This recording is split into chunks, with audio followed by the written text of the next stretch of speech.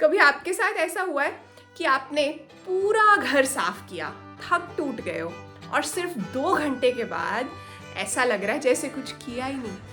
Specially हमारे Indian घरों में, जहाँ रोज की धूल, मसाले, तड़के, हजारों काम और फैमिली में एक मेंबर तो ऐसा होता ही है जो चीज़ों को जहाँ से उठाते हैं वहाँ नहीं रखते।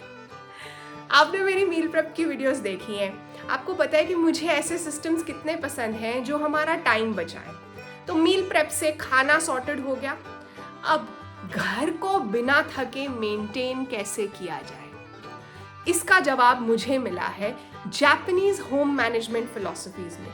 क्योंकि वहाँ के लोग ना घंटों डीप क्लीनिंग नहीं करते, फिर भी उनके घर हमेशा साफ और पीसफुल रहते हैं। जहाँ का कुछ अच्छा हो वो अडैप्ट कर लेना चाहिए ना। तो इस वीडियो में मैं आपको बताऊंगी 5 ऐसी जापानीज प्रिंसिपल्स और फिलॉसफीज जो इंडियन घरों में अच्छे से अडैप्ट किए जा सकते हैं। और अगर हमने कर लिए ना तो वो जो वीकेंड पर कमर तोड़ डीप क्लीनिंग करनी होती है ना, उसके घंटे ऑलमोस्ट खत्म हो जाएंगे। नमस्ते, ग्रो विद चेतना में आपका स्वागत है। वीडियो शुरू करें। अगर आप ग्रो विद चेतना पर नए हैं तो जल्दी से सब्सक्राइब कर लीजिए और बेल आइकन से सभी नोटिफिकेशंस ऑन कीजिएगा, क्योंकि मैं बहुत अच्छी वीडियोस डालती हूँ। सबसे पहली हैबिट जो मैं आपके साथ शेयर करना चाहती हूँ वो है रीसेट टू बेसलाइन। इसका मतलब क्या है? इसका मतलब ये है कि किसी भी जगह को छोड़ने से पहले आपको उसे पहले जैसा करके ही जाना है। जैसे कि अब यहाँ मैं बेड पर बैठी हूँ, इस रूम में मैंने कुशन्स जो हैं छेड़े हैं, पिल्लोज अरेंज किए हैं, लाइट्स को छेड़ा है, तो जाने से पहले मुझे ये सब अरेंज करके जाना है। इंडियन घरों में सबसे ज़्यादा काम, सबसे ज़्यादा जो एक्टिविटी है वो कहाँ होती है? किचन में। किचन में अगर रात में आपका काउंटर गंदा रह गया है, आपका जो स्टोव है वो गंदा है, तड़के के निशान है, डस्टबिन खुला रह गया है, सिंक गंदा है या उसमें बर्तन है, तो सुबह चाय से पहले ही स्ट्रेस शुरू हो जाएगा। ये आप नोट करके रख लेना। तो क्या करना है? टोटल 10 मिनट लगते हैं ना। जिसकी भी रिस्पॉन्सिबिलिटी है घर में लास्ट में किचन को रैप अप करने की, स्टोव क्लीन, काउंटर क्लीन और डस्टबिन जो है अच्छे से कवर किया हो, सिंक साफ हो। इनफैक्ट ये चीज़ अगर दोपहर का मील बन रहा है, सुबह का मील बन रहा है, तब भी जो है बहुत हद तक किचन जो है क्लीन रहना चाहिए। जब आप बेस लाइन पे छोड़ते हो चीज़ों को तो टेंशन नहीं रहती, पूरा दिन जो है ना पीसफुल रहता है। वीडियो को आगे बढ़ाने से पहले आपको पता है ना, ग्रो विद चेतना चैनल पर बहुत से तरह के मील प्रेप वीडियोस शेयर किए हैं मैंने। बिना गैस जलाए आप टिफिन कैसे पैक कर सकते हो, मैंने शेयर किया है। मील प्रेप वाली प्लेलिस्ट इस वीडियो के लास्ट में डाल दूंगी। और अगर आपको मेरी वीडियोस अच्छी लगती हैं, जो मैं कह रही हूँ वो रिलेटेबल लग रहा है, तो प्लीज़ वीडियो को जल्दी से हाइप कर दीजिए। 1 सेकेंड लगता है और आप फ्री में कर सकते हैं। नीचे 3 डॉट्स से हाइप पर क्लिक कीजिए। 3 बार 1 वीक में आप वीडियो को हाइप कर सकते हैं। लेकिन ताज़ी फ्रेश वीडियोस को ही कर सकते हैं। जब आप हाइप करेंगे तो वीडियो ज़्यादा लोगों तक पहुँचेगी। कर दिया? Thank you. फिर हैबिट नंबर 2, काइजन जापानीज में कहते हैं, या 1 मिनट रूल। काइजन का मतलब है स्मॉल कॉन्टिन्यूस इंप्रूवमेंट, मतलब छोटी छोटी इंप्रूवमेंट रोज के रोज करनी। सिंपल भाषा में, अगर किसी भी काम को 1 मिनट से कम लगता है ना, तो आपको उस काम को बाद के लिए नहीं छोड़ना है, उसी वक्त कर देना है। ज्यादातर जो प्रॉब्लम्स है ना, ये बाद में करूंगा के कारण ही होती है, बाद में करूंगी के कारण ही होती है। चाय उबलकर बाहर गिर गई है, उसी वक्त वाइप कर दो। बाहर से आए हो दुपट्टा या कोट जो है सोफे पर, चेयर पर फेंकने की बजाय, बेड पर फेंकने की बजाय, उसे उसकी जगह पर उसी वक्त रख दो। जब हम कामों को पोस्टपोन नहीं करते ना, एक तो यहाँ बोझ कम हो जाता है। क्योंकि आप रियलाइज करते हो या नहीं मुझे नहीं पता, लेकिन असली में जब आपको आसपास क्लटर और कचरा नजर आता है ना, तो हर वक्त आपके दिमाग में एक डिसीजन फटीग भी बनता है, एक थकान भी आती है। इसको मैं अभी करूँ नहीं, कल करूँगी, कब टाइम मिलेगा, कितना गंदा लग रहा है, कब उठाऊँ, अगर कोई आ गया, ऐसे वाले सवाल। जबकि ये सवाल आपकी प्रोडक्टिविटी को, आपकी एनर्जी को ड्रेन आउट करते हैं। अब मुझे पता है आपके दिमाग में क्या आ रहा होगा कि जितना हम तो ये सब कर लें, घर के बाकी लोगों का क्या? इसका जवाब मैं आपको दिल की बात में दूंगी। वीडियो अभी देखते रहो। वीडियो को आगे बढ़ाने से पहले ये देख लो, ये वैक्यूम क्लीनर मैं यूज़ कर रही हूँ, ये बैगलेस है और ऑलमोस्ट 10 साल हो गए मुझे यूज़ करते हुए। ये वाला है वेट वाला पोछा जो मैं यूज़ करती हूँ, और ये है डिश वॉशर।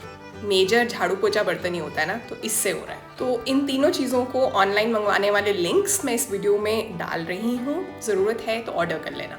तीसरी हैबिट, जापान में गेंगकोंग एक चीज़ है, मतलब जो उनका एंट्री वे है, रास्ता है घर के अंदर जाने के लिए, उसे बहुत सेक्रेड माना जाता है। पर ये मैं यहाँ क्यों शेयर कर रही हूँ, क्योंकि वो ना अपने बाहर के जूते चप्पल जो हैं वहाँ उतार देते हैं और उसके बाद घर के स्लीपर्स पहनकर ही घर के अंदर एंटर करते हैं। इंडियन घरों में 80% धूल, कचरा और गंदगी जो है ना, वो बाहर के जूते पूरे घर के अंदर लेकर जाने से ही होते हैं। बहुत बार हम घर के जूते पहनकर ही बाहर से पार्सल्स भी ले लेते हैं। बहुत बार जो है हम बाहर जाकर कुछ और काम करके भी आ जाते हैं। मतलब घर और बाहर के फुटवेयर में कोई डिफरेंस नहीं रहता है। अगर आप बाहर के जूते, बाहर का फुटवेयर गेट के पास, आपके दरवाजे के पास किसी शू रैक में ही छोड़ देते हो ना, तो आपकी झाड़ू पोछा लगाने की फ्रीक्वेंसी आधी से भी कम रह जाएगी, क्योंकि धूल आएगी कहाँ से। इसको छोड़ने का ना एक और पर्पस भी है, बड़ा ध्यान से समझना। आप बाहर गए, वहाँ ट्रैफिक था, शोर था, ज़रूरी नहीं है सब काम स्मूथली हो गए हों, कहीं ना कहीं कुछ प्रॉब्लम्स थी, कुछ ऊंच नीच हुई। जब आप घर में एंटर कर रहे हो ना, तो अगर आप वही फुटवेयर को अंदर ले आए, तो आप उन सब वाइब्रेशंस को भी अंदर ले आए। बात को समझना बहुत डीप बात है। अगर आपने वो फुटवेयर वहां छोड़ दिया एंट्रेंस पे, उसका मतलब है मैंने अपनी सभी नेगेटिव एक्सपीरियंसेस, बातों को, चैलेंजेस को वहां छोड़ दिया है। अब मैं घर में एंटर कर रही हूँ और मैं चाहती हूँ कि मैं घर में एक पीसफुल, पॉजिटिव एनर्जी के साथ रहूँ। आप समझ रहे हो, आप घर की वाइब्रेशंस को भी प्रोटेक्ट कर रहे हो। अब जरा दिल की बात की जाए, 2 ज़रूरी बातें मैं कवर करूँगी और आपकी बहुत से जो मन में थॉट्स आ रहे हैं ना, वो आंसर हो जाएंगे। फिर भी कमेंट्स में कुछ लिख देना जो आपके मन में अभी भी है, मैं किसी ना किसी वीडियो में ना कवर कर दूंगी। Take some time to remind yourself today that there is only one person on this planet that you are in control of. इस पूरी धरती पे सिर्फ एक इंसान है जिसको आप बस में रख सकते हो, जिस पर आपकी चलती है, और वो हो आप, मैं खुद। बस फैमिली में रहते हैं, फैमिली में और बहुत मेंबर्स हैं, हर कोई आपके तरीके से या इन फिलॉसफीज और इन रूल्स को फॉलो नहीं करने वाला। बहुत रेयर केस है कि सब लोग ही कमिटेड हैं और सब लोग ही एक ही डायरेक्शन में चल रहे हों। तो फिर क्या किया जाए? ऐसी वीडियोस का और ऐसी बातों का क्या ही फायदा हुआ ना, है ना? नहीं, कोई एक रूम होगा जहां लोगों का कम आना जाना है, वहां आप ये रूल अप्लाई करो। जहां आप जा रहे हो और आप कुछ कर रहे हो, आपने चाय बनाई, पैन उसी वक्त साफ कर दो। आप बाहर से आए हो, आप कोट को मत सोफे पे रखो। सोफे पे हो सकता है पहले के 2 दुपट्टे, एक स्वेटर, सॉक्स सब पड़ा होगा, पड़ा रहने दो। आपने नहीं रखना अपना वाला, क्योंकि आपकी आदतें आपको सुधारनी है। हो सकता है घर का सिर्फ एक कॉर्नर है जो आपका है, आप वहां ये चीज अप्लाई कर लो, क्योंकि जैसा मैंने कहा, आपके बस में पूरा घर नहीं है। इसी से लिंक्ड एक बात है, कभी भी प्लीज, सोशल मीडिया की एज है, इम्प्रेस मत हो जाओ ऐसे घरों से, ऐसी वीडियोस से जहां आपको सब कुछ एस्थेटिक और परफेक्ट नजर आ रहा है। असली के घर, असली की लाइफ ऐसी नहीं होती है, सब कुछ परफेक्ट नहीं होता है। उन लोगों का काम है, और क्योंकि वो चीज़ अटेंशन सीख करती है, अरे वाह इतना साफ घर, सब कुछ ऑर्गेनाइज, सब कुछ सेट किचन के अंदर, तो वो एक अलग चीज़ हो गई ना, उस चीज़ से व्यूज़ आते हैं। उस चीज़ को सोच सोच कर फ्रस्ट्रेट होकर अपनी लाइफ में अप्लाई करने की कोशिश मत करो। उन लोगों का काम है, आपको नहीं पता जिस दिन उनकी किचन एस्थेटिक है उस दिन उनका बेडरूम कैसा है। आप एक फैमिली में रह रहे हो, रोज के रोज आप ये फ्रिक्शन क्रिएट नहीं करवा सकते हो। अगर समझना होगा तो बाकी के लोग समझेंगे, नहीं तो आपके कहने से कुछ नहीं होने वाला। मैं एक बात और शेयर करना चाहती थी। एक बार एक रिलेटिव को अलविदा कहकर, बाय बाय कहकर वो भगवान जी के पास चले गए थे। हम उनके घर में वापस आए। ऐसे ही होता है ना कि जिनका घर है वो उस फैमिली के लास्ट मेंबर थे, उनके बच्चे भी नहीं थे। तो मतलब जब हम उस घर में आए ना, मुझे एकदम से ये रियलाइज़ हुआ कि यार अब इन सभी चीज़ों का और वहाँ पे जो सामान पड़ा है उस सब का कोई मीनिंग नहीं रहा ना। आप बात को समझ रहे हो, बात बहुत डीप है।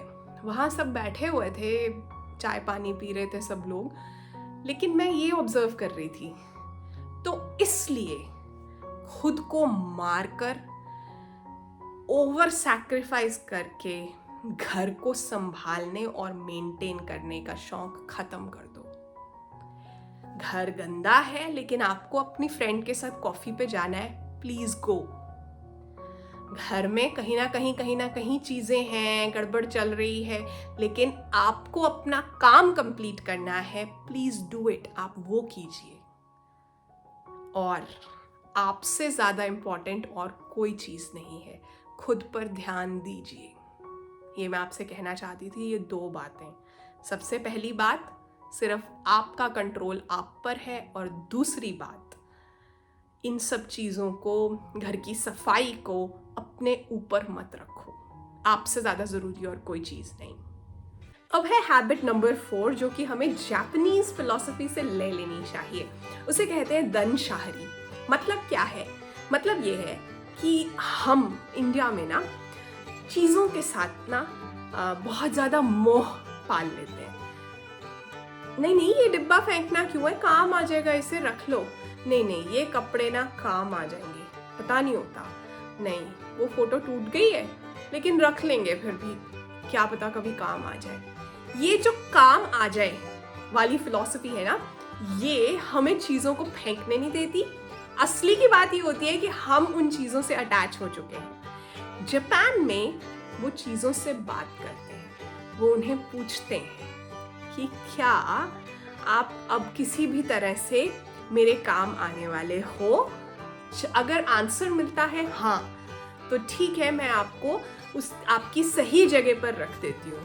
और अगर आंसर मिलता है नहीं, तो भी बहुत रिस्पेक्टफुली उस चीज़ को किसी ऐसी जगह पर दे दिया जाता है जहाँ उस चीज़ का यूज़ हो। जब चीज़ें कम होंगी तो सफाई में टाइम कम लगेगा, सिंपल।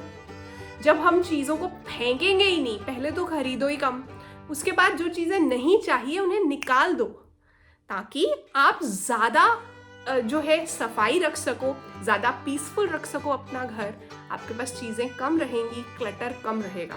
इनफैक्ट मुझे याद आ रहा था, इंडियन घरों में तो एक बहुत कॉमन डायलॉग है, स्पेशली जहाँ मतलब जो है बुजुर्ग रहते हैं, सीनियर सिटीजन्स रहते हैं ना, वो तो हमेशा ही ये कहते हैं, हाँ हम भी पुराने हो गए हैं, हम भी बूढ़े हो गए हैं, हम भी टूट गए हैं, हमें भी फेंक दो। कहते हैं ना, कमेंट्स में बताना आपने ये डायलॉग सुना है या नहीं। तो अब हम आ गए हैं इस वीडियो की लास्ट हैबिट पर, लेकिन वीडियो पूरा देखना। 5th हैबिट में 2 बातें हैं। एक तो ये कि क्लियर सर्फेसेस होनी चाहिए, मतलब टेबल्स, ड्रेसिंग टेबल्स, जहाँ भी फ्लैट सरफेस है ना, उसके ऊपर क्लटर जमा होना बहुत आसान होता है। आप खुद सोच के देखो, डाइनिंग टेबल पर या फिर कोई भी और साइड टेबल्स पर, सेंटर टेबल पर कितना कचरा जमा हो जाता है दिन के एंड में। वो आपको साथ के साथ क्लियर कर देना है। कोई भी इकट्ठा कर रहा है, आप जब भी दिन का एंड हो रहा है, आप रैप अप कर रहे हो, आप बस एक बार क्लियर कर जाओ। कोशिश करो कि वहाँ जमा ना हो, उससे ही काफ़ी स्ट्रेस कम हो जाता है। देखने में ना वो जगहें क्लियर लगती हैं। दूसरी चीज़, आपको पता है जापान में स्टोरेज बहुत कम होती है, छोटे छोटे अपार्टमेंट्स होते हैं, स्पेशली बड़े शहरों में, वहाँ पे क्योटो वगैरह में, तो टोक्यो में, कोई ख़ास साइज़ नहीं होता। हम सोचते हैं कि अलमारियाँ ज़्यादा चाहिए, या मुझे तो बहुत प्रॉब्लम है ऐसी वीडियोस से भी जो ऑर्गेनाइजर्स रिकमेंड करते हैं, इस चीज़ का ऑर्गेनाइज़र, उस चीज़ का ऑर्गेनाइज़र। आपको ऑर्गेनाइजर्स नहीं चाहिए, आपको चीज़ें कम चाहिए। आपको ज़्यादा अलमारियाँ नहीं चाहिए, आपको कपड़े कम चाहिए। समझ रहे हो? तो इस फिलॉसफी को वो यूज़ करते हैं। और दूसरा, वो अपनी दीवारों को ना बहुत अच्छे से यूज़ करते हैं, वर्टिकली सोचते हैं। हम सोचते हैं ऐसे हॉरिजॉन्टली, चीज़ों को सजाने के लिए भी वो सजावट करते हैं शेल्फ्स से। आपको हुक्स दिखेंगी, हैंगिंग प्लांटर्स दिखेंगे, शेल्फ्स दिखेंगी जहाँ पे चीज़ें रखी गई हैं। उस तरह से क्या होता है, स्पेस कम यूज़ होता है। तो अब धीरे धीरे इंडिया में भी जगह महंगी हो रही है, घर महंगे हो रहे हैं, तो क्यों ना हम इन बातों को, इन फिलॉसफीज को अडॉप्ट करें। तो ग्रो विद चेतना फैमिली, ये थी 5 ऐसी Japanese cleaning home management philosophies जो मैंने आपके साथ शेयर कर दी। आपको कमेंट्स में बताना है कि इसमें से कौन सी ऐसी हैबिट है जो आपको लगता है कि यार ये काम की चीज़ है, इसे तो मैं आज से यूज़ करने वाली हूँ।